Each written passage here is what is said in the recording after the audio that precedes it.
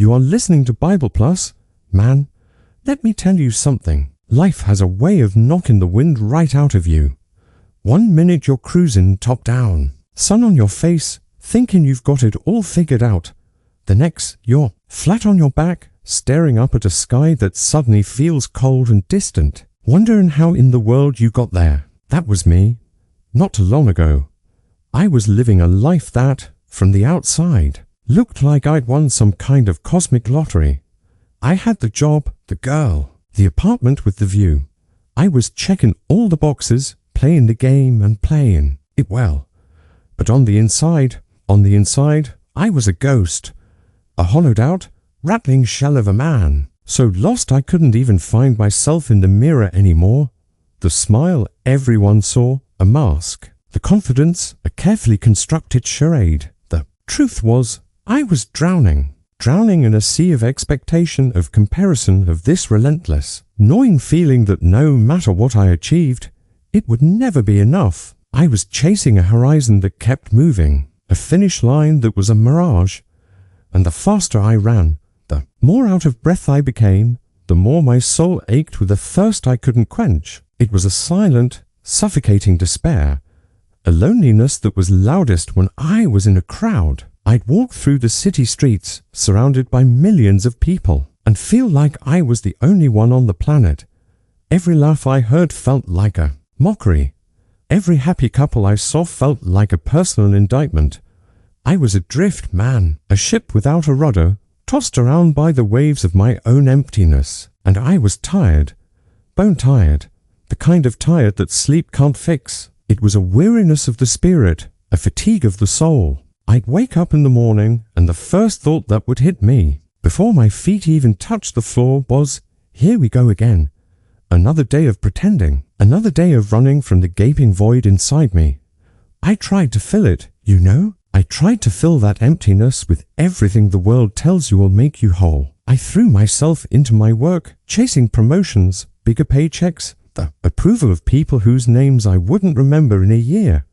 I filled my weekends with noise, with parties, with fleeting connections that left me feeling even more alone when the music stopped and the lights came on. I bought the gadgets, the clothes, the stuff. I was accumulating, piling things on top of this black hole in my chest, hoping that one day, if I just piled enough on, it would disappear. But it never did. It was like trying to fill the Grand Canyon with a teaspoon.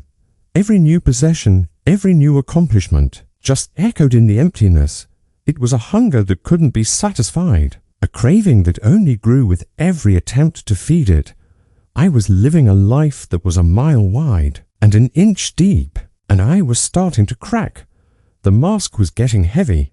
The charade was becoming exhausting. There were moments, late at night, when the city was quiet and the distractions were gone, that the silence would scream at me, the truth would whisper in the dark, telling me I was a fraud, telling me I was living a lie. And in those moments, the fear was paralyzing, the fear that I would be found out, the fear that everyone would see what I saw when I looked at myself, a scared, empty little boy playing dress up in a man's world. I remember one night, it all came to a head. I was standing on my balcony, looking out at the city lights. They were beautiful, a million tiny stars scattered across the darkness. But for the first time, they didn't offer any comfort. They just made me feel smaller, more insignificant. And in that moment, I felt a wave of despair so powerful it buckled my knees. I slid down the wall, my back against the cold glass, and I just wept. Not loud, dramatic sobs, just a quiet, hopeless leaking of the soul. It was the kind of crying that comes from a place so deep you didn't even know it existed. A place where all your carefully constructed walls have crumbled, and you're left standing in the ruins of your own life. And as I sat there, a broken man on a fancy balcony, I did something I hadn't done in a long, long time. I prayed. It wasn't a formal prayer. It wasn't eloquent. It was just a raw, desperate cry from the depths of my being. God, I whispered to the unlistening. Night, if you're real, if you're out there, I need you. I can't do this anymore. I'm done. Show me something, anything. I didn't expect an answer. I didn't expect a burning bush or a voice from the heavens. I just needed to send that signal out into the universe, that flare. From my sinking ship, the next few days were a blur. I went through the motions, a zombie in a well-tailored suit. But something had shifted. That prayer, that moment of complete and utter surrender, had opened a crack in the armor. And through that crack, a tiny sliver of light was starting to peek through. A few days later, I was in a bookstore. I don't even know why I went in. I was just wandering, trying to escape the noise in my head. I found myself in the religion section, a place I hadn't visited since I was a kid. My eyes scanned the shelves, a sea of titles and authors I didn't recognize. And then I saw it, a simple, leather-bound Bible. It felt different. It felt like it was calling to me. I don't know how else to explain it. It was like a magnetic pull. I picked it up, the leather cool and smooth in my hands. It felt heavy, substantial, like it held more than just paper and ink.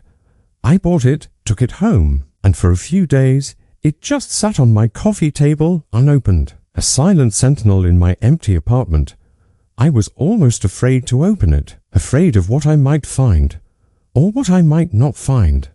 What if it was just more empty words? What if it was just another dead end? But that feeling of desperation, that memory of me on the balcony, pushed me. I knew I couldn't go back to the way I was living. I was at a crossroads, and this book felt like the only path I hadn't taken. So one evening, with a knot in my stomach, I sat down, took a deep breath and opened it. The pages were thin, the text was small.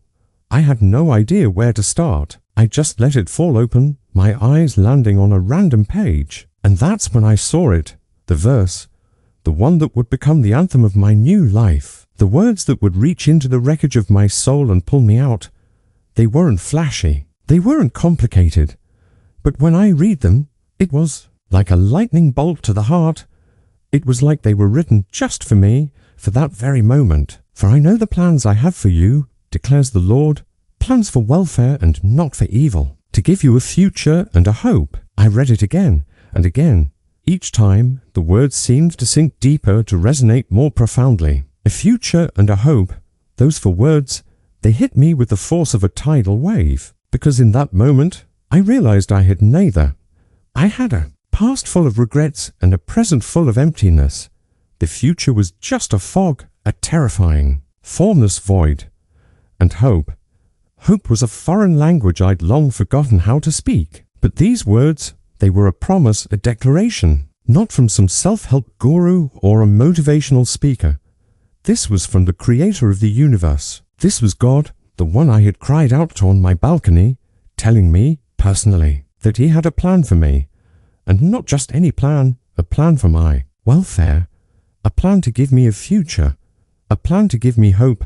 It was like a dam breaking inside me. All the fear, all the anxiety, all the despair that I had been holding back for so long, it all came rushing out, and in its place, a sense of peace, a peace that I had never, ever felt before. It wasn't the fleeting peace of a good day at work, or the temporary peace of a quiet moment. This was a deep, foundational peace, the kind of peace that comes from knowing you're not alone, the kind of peace that comes from knowing that your life isn't a random, chaotic accident, that there's a design, a purpose, a master architect who has a blueprint just for you. In that moment, sitting in my sterile, lonely apartment, I felt a love so immense, so overwhelming, it brought me to my knees. It was a love that wasn't based on my performance, on my achievements, on my ability to impress. It was a love that was unconditional, a love that saw me, the real me, the broken, scared, hollowed out man, and said, I have a plan for you. That verse became my lifeline. I wrote it down on a piece of paper and carried it in my wallet.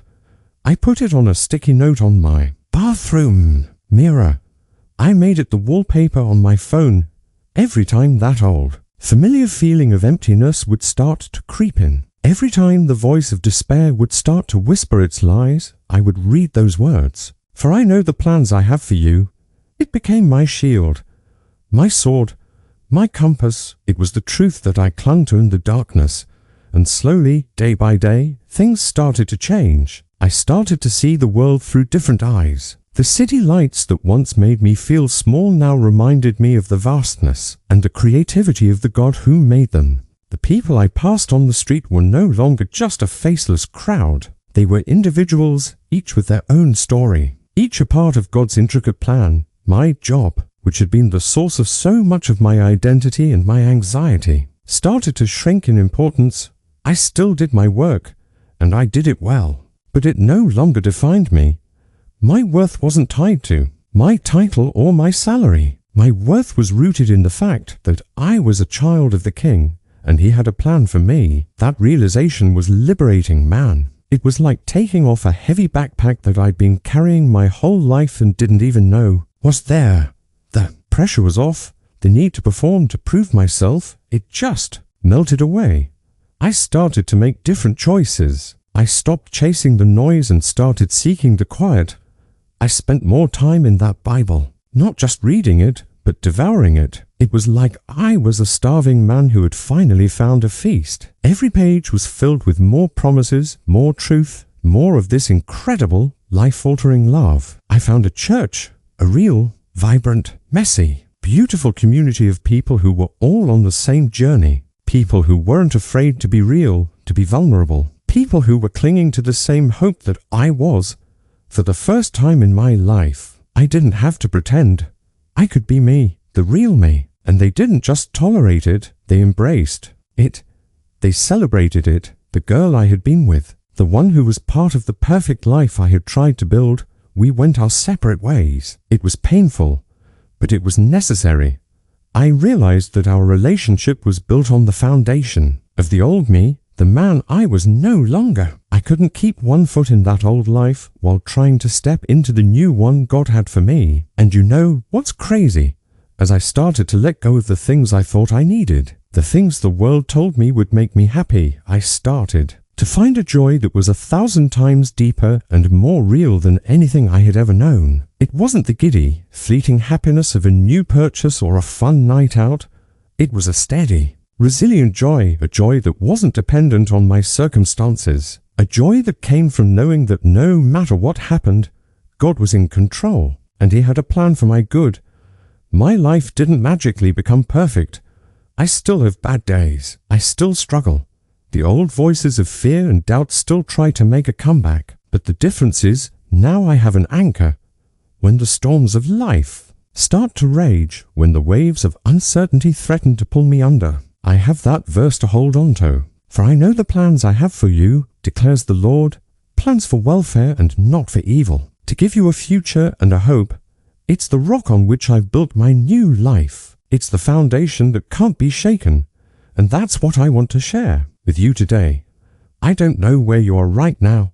Maybe you're on that balcony like I was. Maybe you're drowning in a sea of your own emptiness. Maybe you're tired of the masks, tired of the games, tired of the relentless pursuit of something that always leaves you feeling hollow.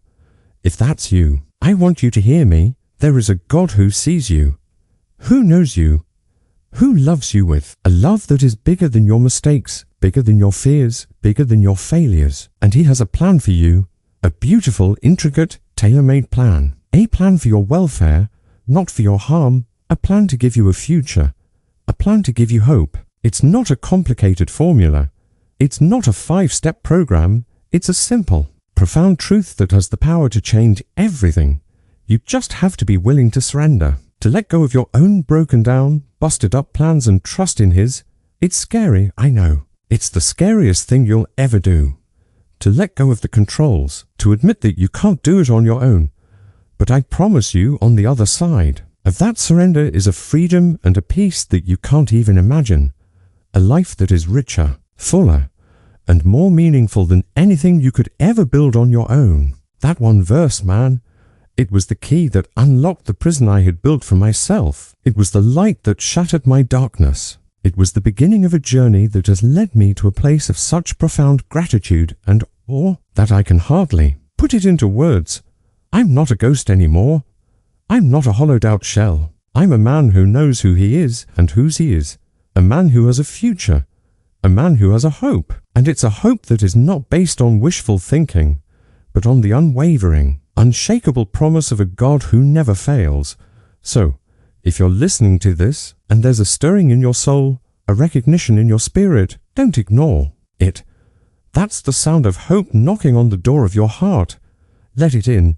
Open that book. Find that promise and watch as it changes your life just like it changed mine. Because no matter how lost you feel, no matter how far you think you've fallen, God's plan for you is still in motion. And it's a plan that will lead you out of the desert and into the promised land. A plan that will turn your ashes into beauty, your mourning into dancing. A plan that will give you a future and a hope. Don't you dare give up. Your story isn't over. The best is yet to come. Cling to that promise. Let it be the fire that guides you through the night. Let it be the song that lifts your weary spirit. Let it be the truth that sets you free. Because a life built on the promises of God is a life that can withstand any storm. A life that is overflowing with a purpose and a passion that the world can't give and the world can't take away.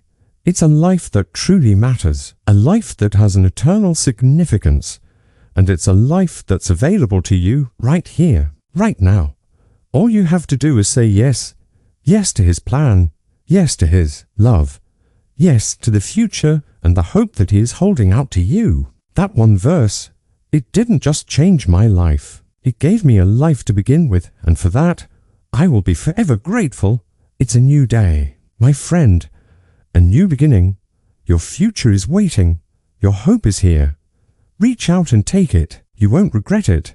Not for a single second. This isn't just a story. This is a testimony. A testament to the power of a single promise from a faithful God. A promise that is as true for you as it was for me. Don't let the noise of the world drown out the whisper of His love. Don't let the fear of the unknown keep you from stepping into the greatest adventure of your life. Your best chapters are still unwritten, and the author is the greatest storyteller of all time. Trust Him with your story. He won't let you down. He has a plan, and it is good. So good. Believe it, receive it, and live it. Subscribe to our channel.